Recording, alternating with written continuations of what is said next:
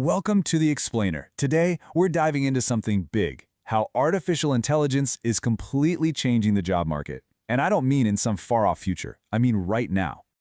Okay, let's just jump right in with one number that absolutely sent shockwaves through the entire tech industry. 40%. Keep that number in your head. You see, this isn't some futurist prediction anymore. It's a real headline. And it marks a massive turning point in how we think about technology and our jobs. So to really get what's happening, we have to start with the one company that took this whole debate from what if to, oh wow, it's here. For a lot of people, it's a pretty scary new reality. This was a total watershed moment. You know, we've seen tech layoffs before, but they were almost always blamed on the economy. Block did something different. They, as one article put it, said the quiet part loud. They came right out and said they didn't need these thousands of employees anymore because AI could do their jobs. So the crucial question is, why is this happening now? Well, the answer, as it so often does, comes down to the numbers. And some of these figures are just staggering. They make an almost undeniable case if you're looking at a corporate balance sheet. Okay, first up, get a load of this. $3.5 billion. That's how much logistics giant UPS estimates it'll save every year after its own AI-powered workforce changes. And then you have the fintech company Klarna. They're projecting $40 million in annual savings. How? All thanks to their new AI customer service agent. And if we circle back to Block, the company that started this whole thing, after their big announcement, they projected their operating margin would leap from 20% to 26%. The financial incentive here is it's crystal clear. But here's where it gets really interesting. Look at Klarna's AI. It's not just about cutting costs. It's about performance. This single AI is doing the work of 700 people. Customer satisfaction, it's right on par with humans. And get this, it's actually reduced the number of repeat customer questions by 25%. It's not just cheaper. In some pretty important ways, it's actually better. All right, so you might be thinking, okay, that's a couple of companies in tech and logistics. But what we're seeing is that this isn't an isolated incident. It's a pattern. It's like a wave of automation that's starting to spread across the whole economy. I mean, just look at this timeline. You can see the acceleration. It starts with Google restructuring its ad sales team to use more machine learning. Then Business Insider cuts over a fifth of its staff to go all in on AI. The trend is just undeniable, and man, is it speeding up. So the next logical question is, who is actually being affected by this? Well, if you look at UPS, the cuts were everywhere. Sure, 70% were roles you might expect, like warehouse workers and drivers.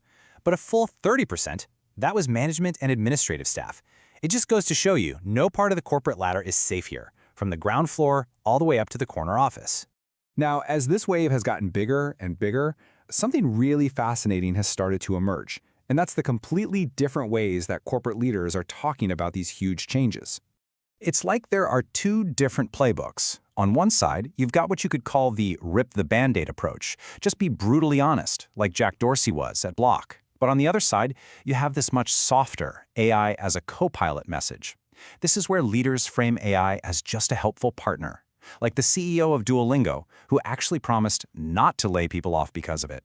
Salesforce's CEO Mark Benioff was a huge proponent of this co-pilot idea. He was out there saying that AI doesn't have a soul, that it could never replace the value of a real human connection.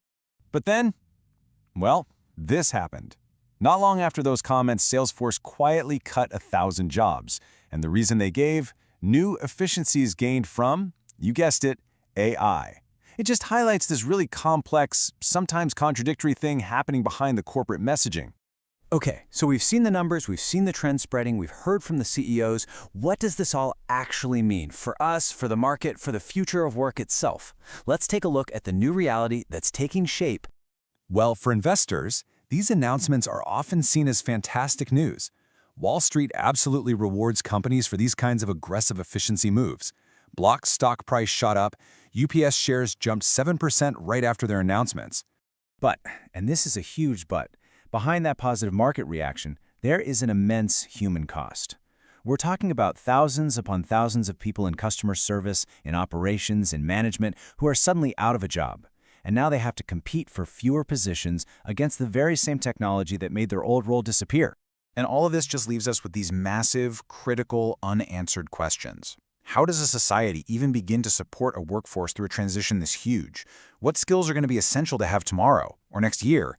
And what, if anything, are governments going to do about a trend that is clearly speeding up? And in the end, it all boils down to this one final provocative question. This isn't a thought experiment anymore.